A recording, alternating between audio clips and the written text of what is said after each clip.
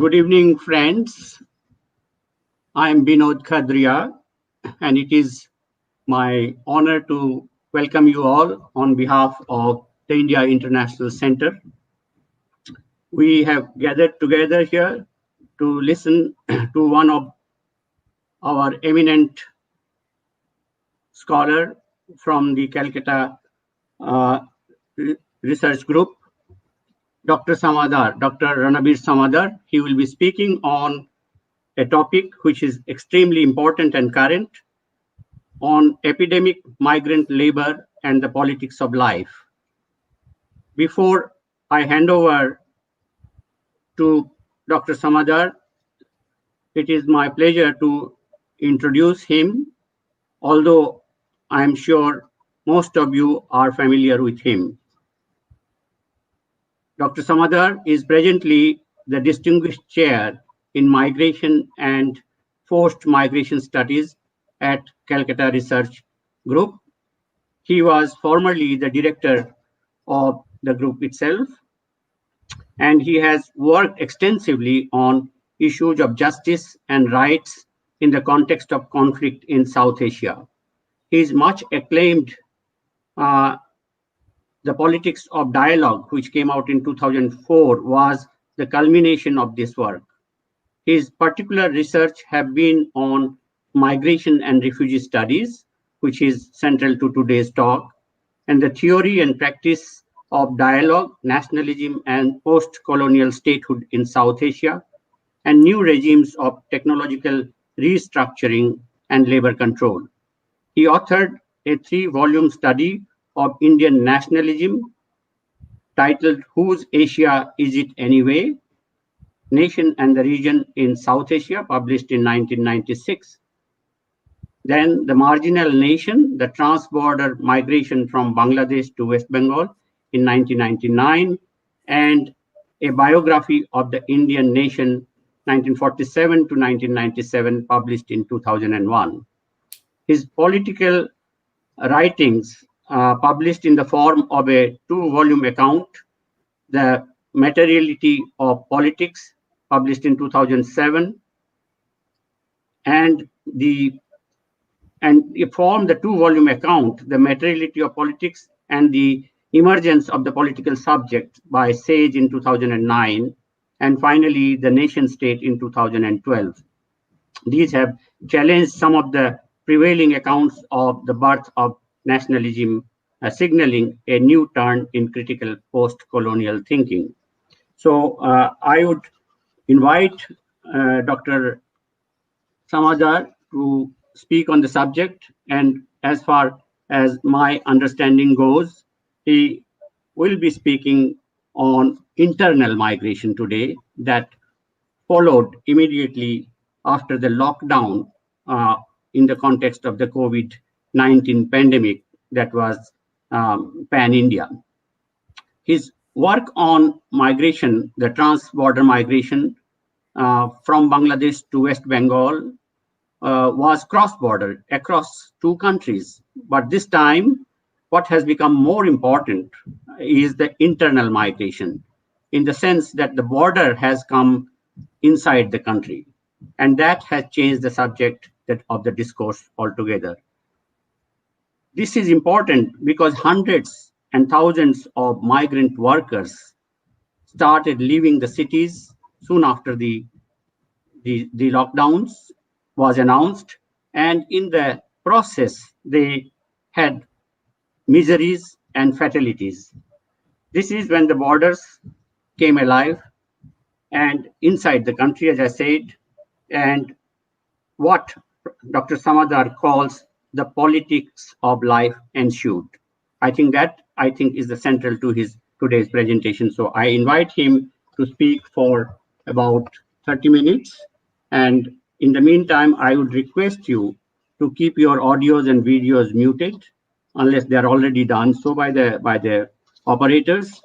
And I would also say this is only for the reason that you can hear him clearly and see him without any disturbance. I request you to keep posting your questions in the chat box, and these would be picked up at the end of his lecture and maybe a few comments from me. And we will try to accommodate as many as questions for Dr. Samaddar to respond, depending on the time that would be left. So over to you, Dr. Samaddar. Uh, Thank you, Professor Binod Khadria, and my thanks to the India International Center for inviting me to discuss the question of COVID-19, the what is known as the migrant crisis, and what I have termed as the politics of life, or the new ways in which the question of life uh, is being addressed or is articulated through the crisis. I think what is important in the beginning to touch on a point which my dear friend Vinod mentioned, that while uh, scholars have studied with increasing global attention the transborder flows of forced migration and migration, but what has happened in India and has caught the attention of the media, the state, the local governments, political observers, etc., is the phenomenon of internal migration, which exploded almost on the scene consequent upon the lockdown. I want to begin from that point. I think the the optic of the crisis is important to understand what is the significance that what has been termed as the migrant crisis conveys to us, those who have been working on migration, or for that matter, refugee flows. And while I shall not dwell much on this, but I want to flag the point that usually in the migration studies literature or in the international migration literature, the refugees and the migrants are kept apart as categories.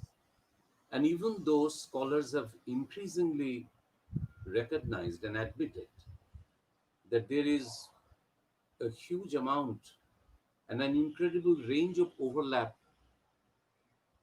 of the migration flows and what is termed as the refugee flows, but today, when you view the migrant crisis in India, in fact, this tells you, in a way, what has happened with perhaps greater or lesser attention internationally. And those who have been engaged lifelong in studies of refugee flows may now see the complications of refugee flows, the life worlds of the refugees, the conflicts that mark the topography of forced migration flows better if they see what has happened in India from late March, early April, and perhaps what continues till today.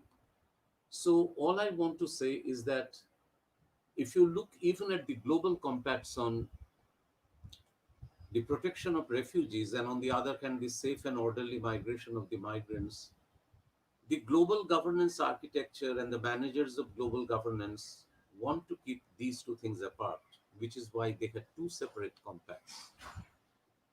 But in reality, one actually reflects the other, or to use a slightly a quasi-philosophical term, one is actually the displaced side of the other.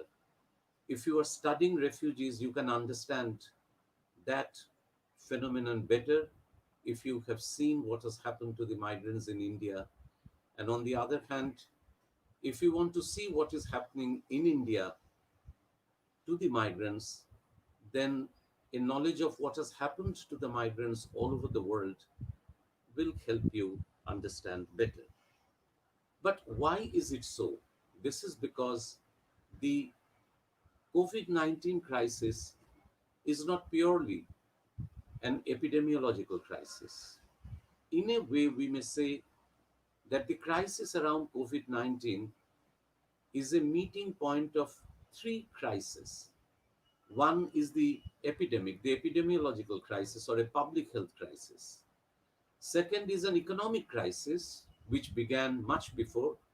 And even though apologists of the modern economic management or the current economic management in India would like to say that COVID 19 actually damaged our economy, etc., it's not true. The economic crisis was there, and for the last 1 or 2 years, it had actually accentuated.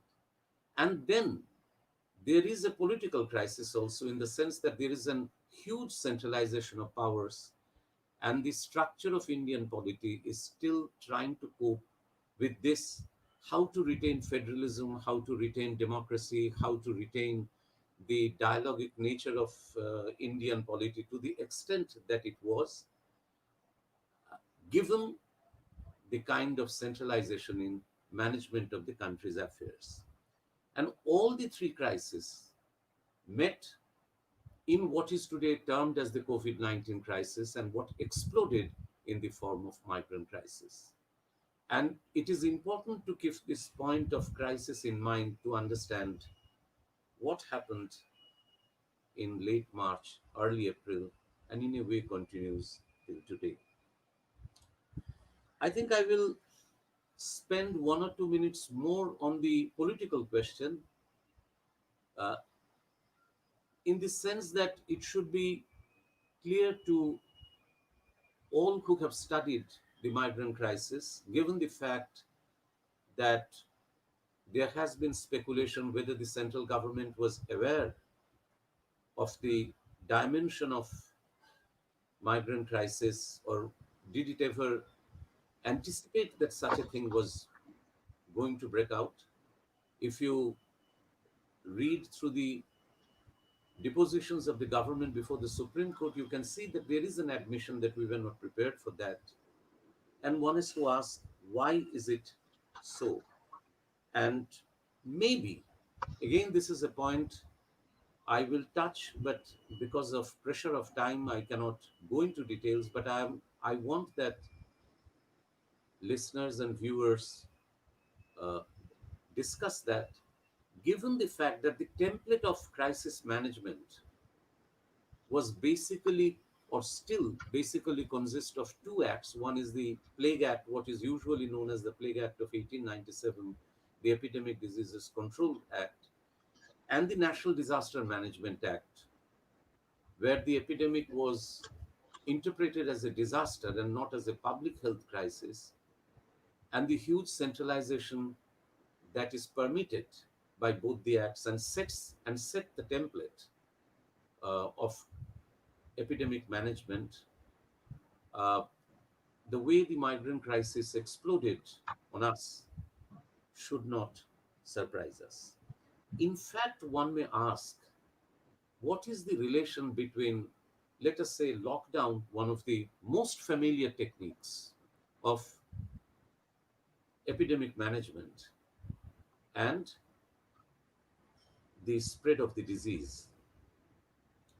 Uh, One thing that you have to understand, and if people who have readers who are familiar with Michel Foucault's Discipline and Punish, they will recall a chapter in Discipline and Punish where Foucault speaks of the town which was suffering from plague, and how the city mayor or the councillors, the city rulers, how they wanted to control the city precisely through the methods which were adapted this time.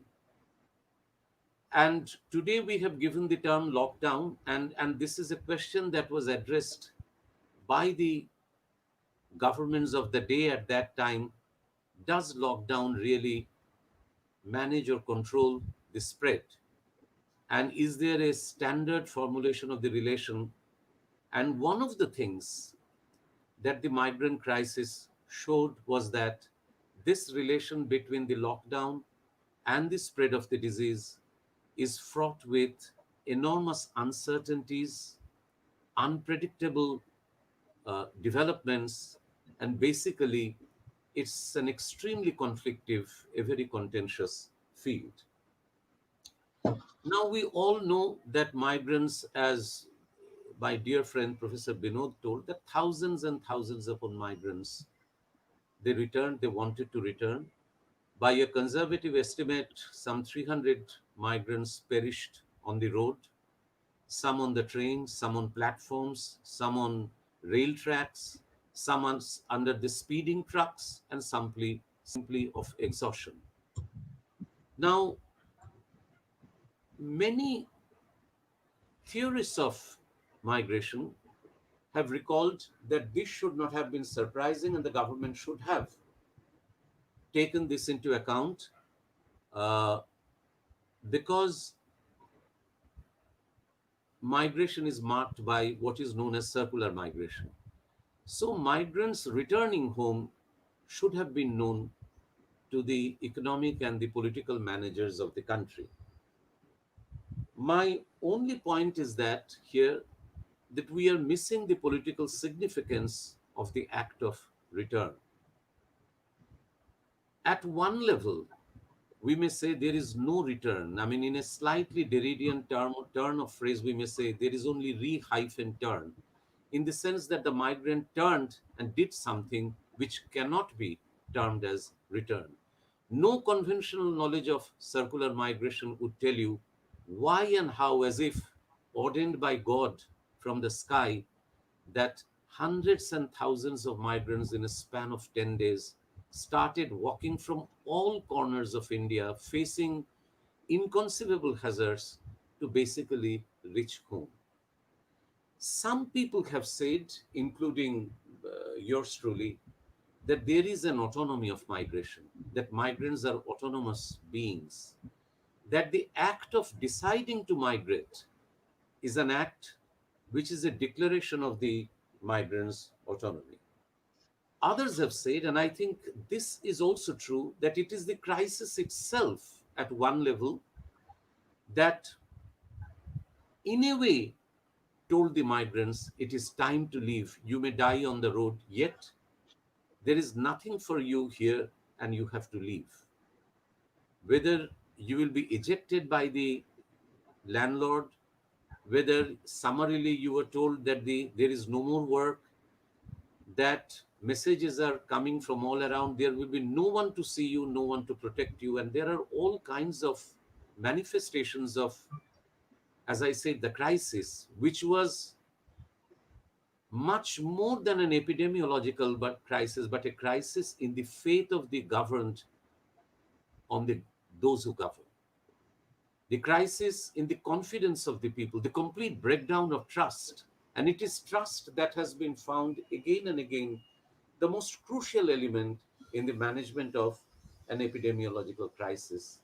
And the migrants' return showed that the trust is suffering an enormous deficit, to the extent that we could, without hesitation, say that the governance structure collapsed like a house of cards.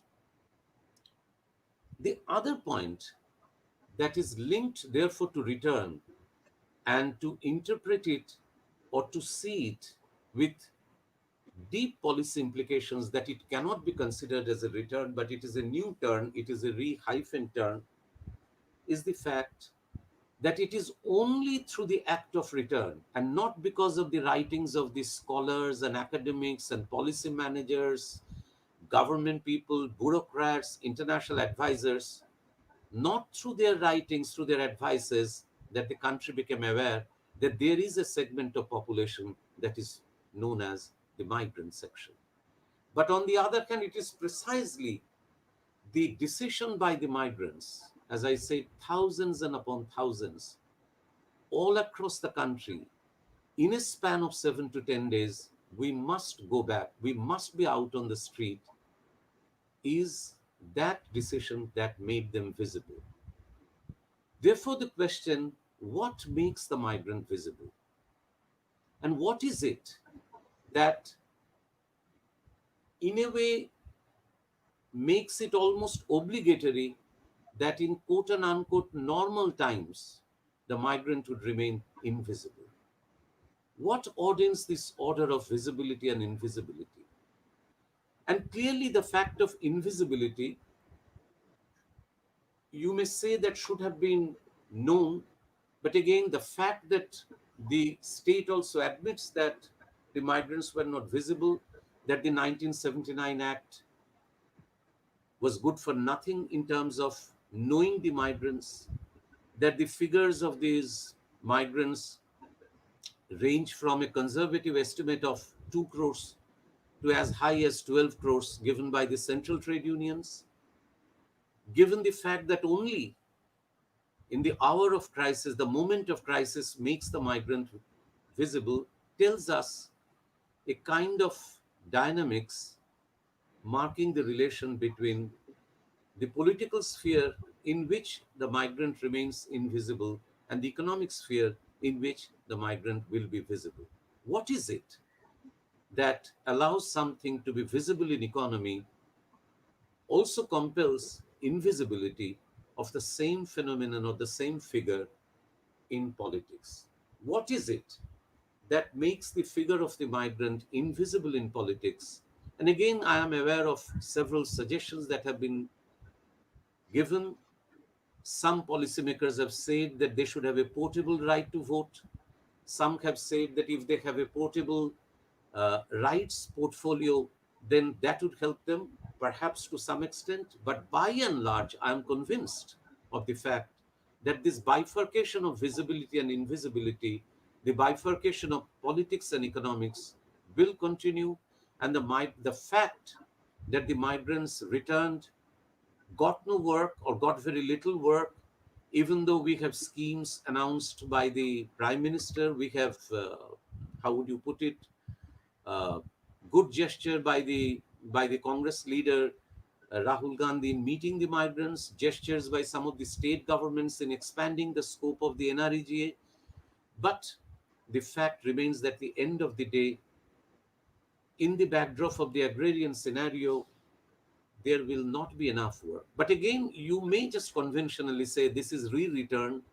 But again, my caution would be, do not think in terms of a return, because this is how you may say that the motor of what Marx would have called primitive accumulation continues. It is precisely what is called the eminent domain in which the economy continuously gets its leverage, its sustenance, its final force, that functions and that compels the migrant either to go out, take to the roads, or take the roads, come back to the village, and then again to go back and not go back in the same place. In most of the cases, they will again have to venture into unknown areas, unknown occupations, and to the extent that reports are coming out, it will be a new journey. What is also what is also uh, uh, remarkable in the sense that most of the portrayal of the migrants' return has been seen in terms of from the cities, from the urban areas, semi urban areas, back to the village. And very little report has come out on what has happened to urban migration. Urban poverty, if we do not have anything comparable to NREGA when we think of the cities. And even though, as far as West Bengal is concerned, my knowledge is extremely limited, NREGA has been extended to, let us say, tea plantations in the northern part of Bengal, in Darjeeling, in Jalpaiguri, in Kuch Bihar. But in urban areas, the state governments had to do much more in order to prevent hunger deaths, starvation deaths, and enormous destitution, which in any case is happening. I think what the migrant crisis in a way also brings out, and this is my last but one point, and I will stop there, is that the epidemiological crisis cannot be removed from the scene when we talk of the migrant crisis. What is it that it was only in the context of an epidemic that we got to know that there is this figure of the migrant always lurking behind, and at moments of a public health crisis like this, then appears savagely on the scene. This was the same when the plague ravaged in those days called Bombay and Pune. By an historians estimate that 300,000 migrants left the city. We are now conducting a study of the public health structure where we are trying to show that there is nothing called public. Even though at one level, community health and public health are different things, and public health is an idea that is synonymous with the growth of the cities, etc. But the migrant crisis showed that there is no seamless public field. And the public, this quote and unquote public, is fraught with enormous fault lines. And one of the fault lines is characterized by the spread of the migrants. I will end with the question, if this is what the life question is, and in a way I'm trying to say that the migrant question is no longer an economic question, it has become a social question. You could see from reading the newspaper reports, the anxiety of the court, the anxiety of the judiciary at state levels, the anxiety of the bureaucrats, the politicians, that the migrant question has become the question of society. It is no longer a question of people who just go out to some places to earn something and make their families survive. It becomes a question of life, a question of society, because what would happen if they return? Would the disease spread more? So, in a way, it also threatened the society because of the disorderly way, because of the unpredictable way in which the crisis burst on our face. I have termed it as biopolitics from below. Now, I know the biopolitics is a term that I am actually drawing from Foucault, but I'm using this term in a different way because the more I studied how migrants were received in their villages, in their hamlets, in the small quarters of the cities, there are reports of migrants who were asked by the families to take shelter in the orchard outside the village for 15 days because they knew that 15 days after that they were safe. There are reports of how they survived those days on treetops, and the village panchayats helped them to survive. There are photographs of migrants perched on boats in the Sundarban area, in the riverine areas of the northeast, the east. And the modes of survival, there are reports of, how would you call it, the vigilance of the slums, who kept the slums more or less free from infection. And you could see that as the crisis management proceeded, just as the center said, states, you have to now help, and it devolved on the states, who now were fighters on the front. Similarly, the states were depending on districts, districts were depending on villages, Anchal Panchayats, and all that, where you could see that it was the response from below that was actually helping the migrant to survive in unpredictable ways. There are innumerable stories of migrants who just said, yes, we do not want to endanger our family, our villages. We will go out and find other avenues of work. All I'm saying, therefore, that even though clearly we need major structural reforms in our public health architecture, and strange that we are giving importance more to education than to life's question, which is the question of health, but it is a fact that a more dialogic structure, a structure that allows much more conversation between the migrants and other sectors of economy, between state and the center, between districts, between shanty settlements. We all know of how Dharavi was rescued, at least for the time being. We all know how Kerala was managed. We all know how food security was enormously guaranteed by various state governments, including Bengal, even though that admitted of certain amount of corruption. The fact is that there is a new pattern of politics of survival which can be found at below. And it is there that we have to find out the more effective ways of managing the epidemiological crisis. Thank you, and over to Professor Binod. Thank you, Ranabir.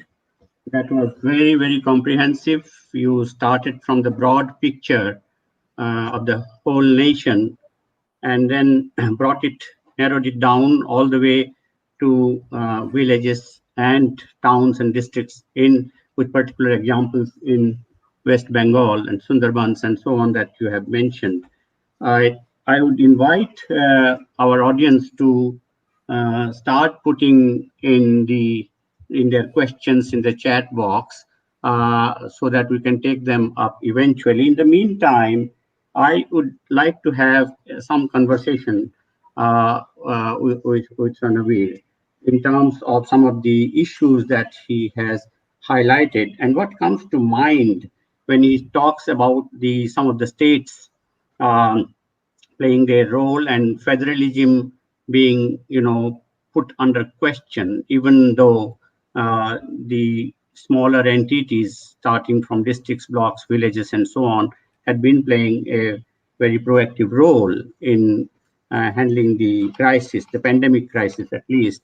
Uh, what kind of, has there been a good practice example somewhere? Because other day I heard the Delhi government trying to cooperate with the central government because otherwise they belong to two different parties. But when it came to COVID, I think there was an appeal from the state government in Delhi, uh, clearly, putting it on the table to say this is not the time to fight against each other, even if our paths are different. This is a time to come together and save the nation. And this is where the state government acknowledged that the central government did cooperate. So that is one example, or I should say, is it a ray of hope, or is it just transitory, something which would not last for long? What are your views on this issue, and whether we can emulate this? Whether it is not only center and the state; it can be state and another state, because what I see that during the first 10 days that you mentioned, when the crisis was at its peak, the states were also behaving like nation states. They were behaving like sovereign countries in terms of shutting down their borders, not allowing these people to cross the borders. And then came the regime of seeking a pass. If you are going back home, you need to have a pass from the district collector, and so on. So that is where I think the states were playing that role, but down below, the districts and the blocks and the villages, it didn't trickle down in terms of authority being given to them that you would expect in a federal structure, or even to panchayats. Panchayati Raj we talked about. What role has the panchayat to play in this, and health being a state subject in the constitution? I think this is an issue that you probably can share your views.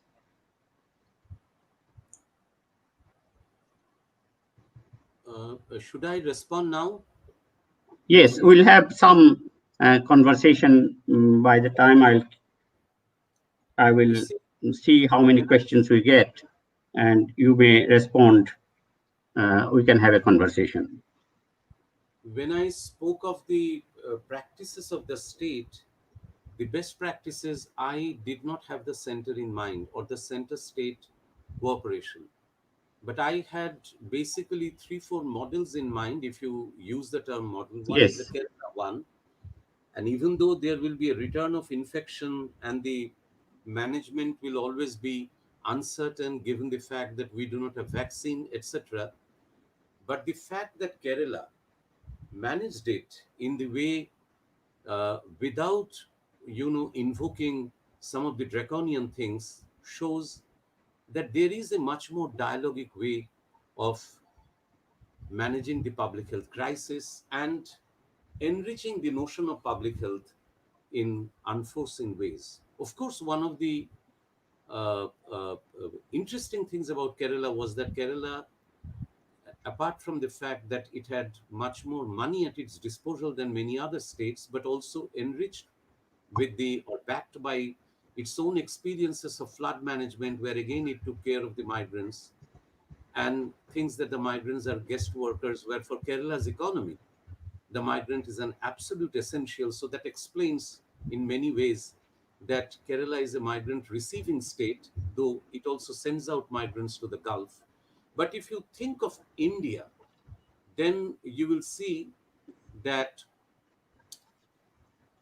geographically, the eastern part, some of the central part, and the northeastern part have turned out to be migrant sending state or the region. And from Jammu and the valley, Haryana, Punjab, bit of Rajasthan, but much more Gujarat, Maharashtra, Karnataka, Kerala, and certainly to some extent Tamil Nadu. These are migrant receiving states. And this is how actually Indian neoliberal development is taking place.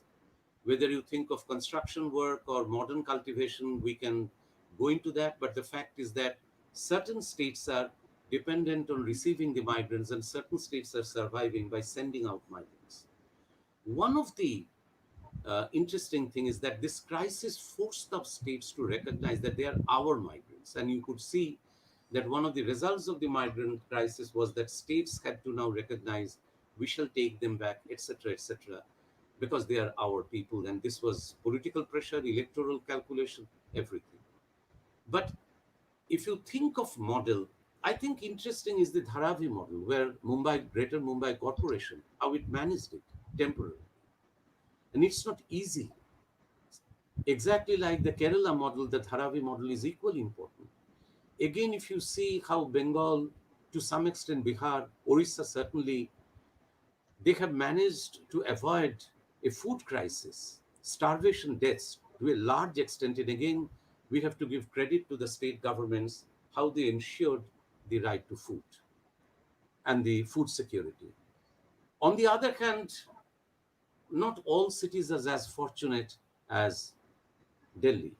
Not all cities will have the good fortune of having the Union Home Minister taking a personal interest in saving the city. Good that Delhi has been saved. We all hope that it will be saved.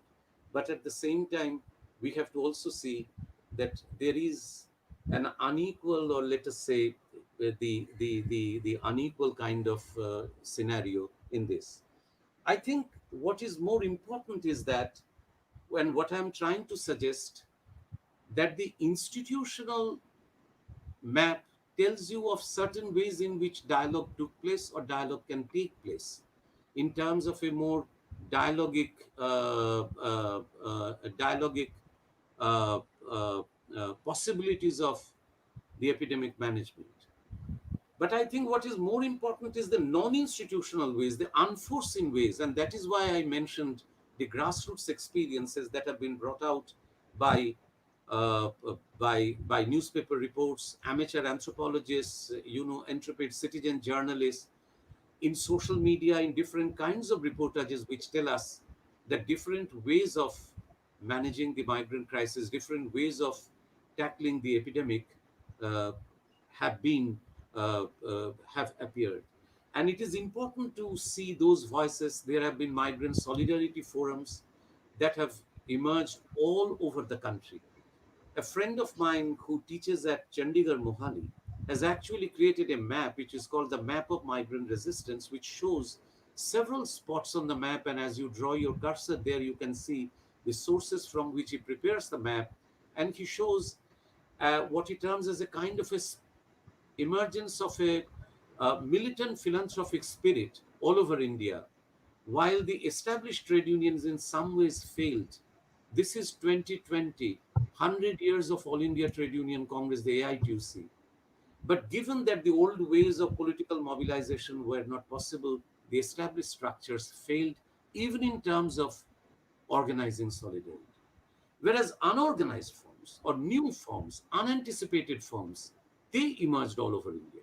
So my plea is to give them proper recognition, study them much more, and find out what are the different and newer forms of epidemic management, and the ways in which the question of life is being articulated. I will end with the remark that neoliberalism has redefined the question of life. The life is now being re-articulated through politics of insurance, the politics of risk, the economics of insurance, and the different ways in which the privatization of healthcare has happened. The economics of life is now articulated in different ways. One knows of Great Britain, one knows of Spain outside Madrid, where the old age homes became the graveyards of the old people, where the caretakers or the caregivers ran away and the old people died after the epidemic struck them. And these experiences are not even 2 months old. On the other hand, the way migrant crisis has rearticulated the question of life at the grassroots level, I think leads us to ask, what is the new politics of life that is being articulated at the lower levels? Excellent. I think you have mentioned about the private sector and the health insurance and all those agencies. That brings to mind the role that initially the private sector hospitals were trying to make short-term profits by charging people exorbitant fees, exorbitant rates of costs for testing and hospitalization for beds and so on. So I think when you talk about politics of life, it is also the politics of livelihood which is coming in the way, because their argument was that they also have to survive. And I think there were conflicts of interest there, and it was very difficult to address those, whereas the government hospitals were not equipped enough with the instruments that were necessary. So where do we go from here? I mean, what lessons do we draw from this for the future in terms of what should be in the purview of the health policy, which covers these hospitals and other entities? I will take a slightly different, I will have a slightly different take on that. If you look at let us say, the Bhore Committee report, an old report on public health, as I said, the independent India had from the anti-colonial time, because of malaria, because of the Spanish flu, so the epidemic where 1/6 of Indian population was wiped out in 1918, 1920, the memory of the plague and all that. So independent India took as its first task of eradicating malaria. And Nehru had this vision of a public health, public research, health, medical research institute, etc., etc. On one hand, you can see that this public is with all its merits, is a very bourgeoisified notion of public, where the public does not acknowledge that there is no seamless public, that like the migrant, or like the distant village, or like areas inhabited by the Dalits and other marginal sections, that the public is composed of several unequal segments, and as I said, it is fraught with fault lines. So even though you build up public hospitals and you build up certain good hospitals, etc., etc., you have primary healthcare centers and you may have many other things, but at one level, the defect is that the public is not a seamless public. So you have to remodulate public health structure in a way that the public health structure takes into cognizance and therefore restructures itself partially to accommodate, as I said, the unequal segments of society. But at the same time, you know that if you take London or England, the best known public health structure in the world, the National Health Service failed miserably in the present crisis. Why? Because if you see the reforms in the National Health Service that took place from Tony Blair's time, National Health Service units were turned into trusts who could operate privately. And so therefore, and they could Mm, say that your supply of ventilators, your supply of beds, your supply of oxygen units, your supply of your protective gear, all these, even 3 years ago, were considered as non-essential and non-permanent items that you could dispose with and you can later on procure them, given that market would be playing an important function in being a partner of public health. So I will stop there on this thing by saying that merely saying that public health has to be augmented or has to be strengthened will not be enough. Public health structure has to be revised in many ways that takes into account as I said, the life's question. Disease and epidemic makes health the fundamental question of life. It is life that has to be saved, and world economy has enough resources. India has enough resources to make its people, to allow its people to live without jobs for 6 months, and they can have proper food. Economists have said that they could have 5,000 to 10,000 rupees per month for 6 months. So I do not think it's a conflict between economy and life, or job and health is a something that is being bandied around, that is being placed on us as if it's a choice between the two. I think it's a false choice. I do not think that world economy is at such a stage where we were thinking of universal basic income, and now suddenly with 2 months or 3 months of crisis, we are saying, oh, how do we re-energize the economy? It's one of those rules. But I think the other important question is that neoliberal economy, if you see, and allow me little bit of in one or two lines of theoretical observation, neoliberal economy is marked by the return of the question of trust and the question of insurance. Because the idea is that you provide health by providing insurance. On the other hand, the Almaty Declaration was health for all by Yes. 2020. So that was a different vision where socialists had taken over the question of public health exactly, and Labour had tried to deepen the idea of National Health Service, and still known by one of the best public health services in the world. People have emulated. Socialist countries have also said that they had to learn. Or think of Lenin after 1919, when we know that typhus was destroying millions of lives in Russia. He said, either the lice or socialism. Two cannot survive together. And that's why I said that if you look through the optic of insurance, then obviously privatization would become the way out, where the insurance industry, the manufacturers of ventilators, to all kinds of things, to the way in which the race for the vaccine is going on, you can see that it is capital, and it is capital, and it is capital that will be dictating the way the epidemic management will go on. The challenge would be, how do we rescue the public health sector and not make public health sector the only resort of the poor people, who will then in a time of epidemic will say, oh, the government hospital is only our only way of saving our lives, and the private hospitals will keep on reaping dividends, and we will say, let us invest more in public health. That cannot go on. The two cannot survive together. Okay, Professor Ranabir, I think I can move on to the questions that have come from the audience now. And if at the end there is any time left, then I can pick up threads from what you shared just now. But there is an important question which was at the back of my mind, that in terms of what lessons we have learned, that is very, very relevant, and it is being asked, do we have an accurate database on how many migrants from which locations are working where?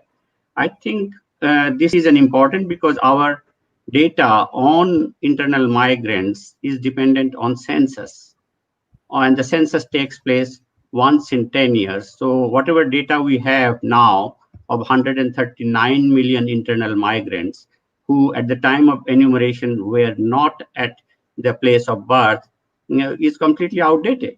And of course, I mean, not to speak about their skill profile and their educational profile and so on. So that is something that we need to have some kind of a mechanism to count our migrant population intra-census. That is something that I would like you to address, but I would like to club some other questions along with this, which also is that was support to returning migrants hampered by insufficient financial support from the center, or in West Bengal, for example? That is, I think, something very, very important in terms of whether there can be innovative methods of putting liquid money into the hands of the victims. I am reminded of, you mentioned United Kingdom, and I'm reminded, of course, I am reminded of how they circumvent the ethical recruitment policies. The NHS, recruits from the private sector, the nurses that are coming from Africa or Pacific, South Pacific, recruited by the private sector hospitals. But that's besides the point. What is important is right now, even UK, distributing food through the restaurants by 3 days a week, making them, charge only 50%, and the remaining 50% would be subsidy given by the government. So these are some of the innovations that perhaps, in terms of good practice guidelines, whether we can borrow from other countries. And at the same time, there are also bad practice guidelines. I call them bad practice guidelines that needs to be phased out. And the current example otherwise is from Canada, which is doing very well in terms of treating the migrants and asylum seekers and refugees, not to turn them away like the United States is doing. But at the same time, when it comes to international students, they are not extending the concession in terms of charging overseas fees that they are doing for their home students. So I think there are issues that you perhaps might like to address these 2, 3 questions before I turn to others. I think on the question of database, uh, it's a paradoxical situation, and the paradox is revealing. Uh, if you see census, first of all, these census figures finally came out by 2018, 17, 18, 19. So as you point out, that by the time the figure comes out, it is already outdated. You have certain limited figures from the NSS. There NSF. may be others, but I think what is interesting, and to my mind, we had an article, in fact, in the book that I edited and which came out very early as the crisis broke out in April, called Borders of an Epidemic, where we, asked the question of the figures. And as I said, that it is in the nature of the things that migrant has to remain invisible. Now, I do not think that the priority should be to enumerate them in order to attend to their problems. I think the priority should be attend to their problems, and in the process, you will be able to enumerate them. In other words, if you make it, and which is one of the reasons why the 1979 Act failed, and even the court didn't give enough cognizance of that act, the highest court of the land, because if you say, and if you do it mind of obligatory for private employers and the states, if you devise, let us say, hypothetically, a scheme where one third is given by the state, one third by the center, and one third by the employer, then you have, as soon as you have the migrants arriving, then you know that either you have what you may call a fund for the migrant worker to access health services, to access dispensaries, to access pharmacies, etc., etc., or you guarantee them other uh, uh, securities of life, and that is how you start enumerating them. So that is the other way around, because I have resisted the idea all through my research life that it is the problem of numbers. That it is, if we know numbers, then we can solve the problems. I think examples are all around. First of all, the limit to our knowledge of the numbers, it's like saying how many illegal traffickers or how many illegal trafficked women are there in the world. We Yes, are yes. discussing a liminal, a sublegal phenomenon, particularly given the fact, let's take Delhi, where hundreds of Muslim migrant workers, women are working, they are all Hindu women, because so that's how they can get jobs as domestic help. Yes, There yes. are hundreds of workers from Bengal, again, of other faiths, minority faiths, who have been discriminated against, lynched, killed in Gujarat, in Rajasthan, in Madhya Pradesh. There are stories and stories of discrimination which compel the migrant to remain at a sublegal level. If you force them to continuously say where you came from and you compel documentation, you may actually end up losing the very objective with which you had started. So my idea would be, I mean, this is a very limited thing, suggestion. It doesn't solve the problem, but I think apart from the importance of NSS or other specially designated surveys, I think what is important is to again begin from below Because as you know, Nirmala Sitharaman said, we don't have enough figures, and we quoted these figures before the court because we took the help of the state governments, the NGOs, the district authorities, etc., and that is how we came up with the figures. Even though it's a kind of an admission, omni-blind, if you may say, but it also tells you the way in which you can get an idea of the figure. But it is not lack of figures that led to the crisis. It is the crisis that tells us that figure is something probably we should know of. Second is support to the returning migrants, innovative methods. I already told that, in fact, we need young anthropologists, young, people who study philanthropy, people who study this enormous surge of humanitarian feelings, but which is not a feeling of piety, which is not a feeling of pity, which is not a feeling of kindness, but which is a feeling of solidarity. There is a marked difference between these ethical concepts, and that's why I use the phrase militant philanthropy. I can tell of, we are now engaged in a work of building up a migrant solidarity framework. One of the things when we started was we were struck by the range of the attempts made from Karnataka to the Northeast, where different groups came up, groups which had never dabbled in politics, which were not professionally run NGOs, which were not parties, different parties, trade union arms. They were there. But at the same time, it was a kind of a surge of militant philanthropic spirit.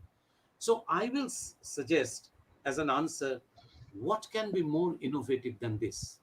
As I asked, what can be more innovative than finding out how villages have coped with the returning migrants? What can be more innovative than finding out, besides what Binodji has said, that how states obstructed, how states in many ways facilitated also, except states like Gujarat and few cases others, where in Surat there were cases of police firing, beating, gowling, and all that, muzzling the voices of the migrants. But Yes. Ranabir, we are close to time, and I would like to flag so I these think I will stop there. other Yeah. questions. There are a few other important questions also, which you may like to address, and they are all in the same category of questions. But before I pose the question, I just share my thought on what NGOs are doing. I think we have a philanthropy. We have an exemplary example of the langars that the Sikh community had put up, and including some NRIs, were funding this from abroad to pay for the food that was being distributed through the langars. And these numbers which were fed were not in hundreds or thousands, but were running into lakhs. Having said that, let me just pose this question.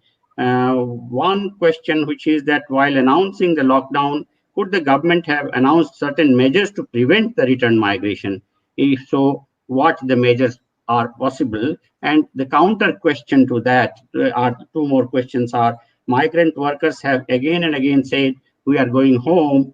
For them, home means their villages.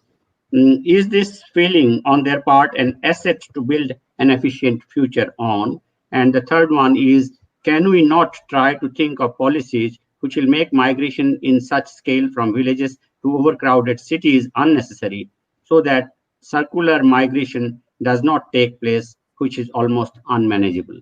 So I think we have just 2 minutes left, and if Okay. you can, share your thoughts on these. So on the last thing, the policies, very clearly, I mean, you can have expanding the NREGA, other asset formation, but there is a limit to that. But I think again on policies, I am on the whole sure that given the nature of Indian economy, and as I mentioned the phrase primitive accumulation, in the way construction sector and all that are growing, it In fact, is, somebody has asked this question about Manrega for urban areas, whether, you had also said this in your talk. So I have just tried to put that in right now. it's an important thing, and I think it is necessary to revise. And Professor Binod, you'd have to pardon me for saying so, because I do not want to trespass into other areas, but it is necessary to think of economics or economy in a non-economics way. In other words, we always disparage the so-called populists of having no economic sense, that they overspend, that they have other skewed sense of priority. But given the way in which they enable people to survive, they give new life or inject new life to agrarian Yes. economy, given the way they in fact help these small scale and medium enterprises to regain their scale and their productive activities, my only point is that if we have to think of urban economy where the migrants would have a great role to play, whether as a returnee, then it is clear that one were to ask, if the cities of India need migrants, and I hardly know of any city which does not need the migrant, what is it that cannot enable the states to have its own migrants do the work in their own cities that they require the migrants from outside for? So there is something in the economy in its present form which needs the migrants in the way they come. So I will stop there, save only to say that we have to think of economy in a much more, how would I put it, from the question of the options of life, from the question in the way life can be seen. It is a very social Darwinist world. It's a neo-Malthusian world. We have to accept that Yes. those only who are productive will be employed. That's why I raised the question of eminent domain. How does the state ordinance the question of labor? And similarly, it's a question of social Darwinism. We have to understand that the epidemic works in a way where a chunk of human population, a slice of human population, whether they are old, as we say, they're suffering from comorbidity, or they are migrants, they will be sliced off from the productive part of the economy. That takes you beyond economics, so I don't go into that. I leave to Binod, this to Binod. The other two Thank things. you, Ranabir. We are Okay, already over time, but okay, it is okay. always Thank healthy you. to it is always healthy to leave with questions unanswered Sure, than to leave people with questions that may or may not be acceptable. I am glad that you have mentioned that, and it reminds me many of the first lessons of economics that I had learned as an undergraduate student. For example, pump priming. What is the role of the pump priming, and what is the role of the unproductive population? As you said, I don't think unproductive population has no role. It has definitely a very matching role in terms of boosting the economy. That I think we have to cross the borders of the disciplines, and we have to think in multidisciplinary terms that you have always done, and I have always learned this from my teachers also. So thank you very much for your sharing your thoughts. We hope that we will have more occasions. In the meantime, I must mention that Dr. Ranabir Samaddar has put together very quickly two online compilations of works. One he already mentioned, Burdens of an Epidemic, which actually followed Borders of an Epidemic. These are available online from the Calcutta Research Group.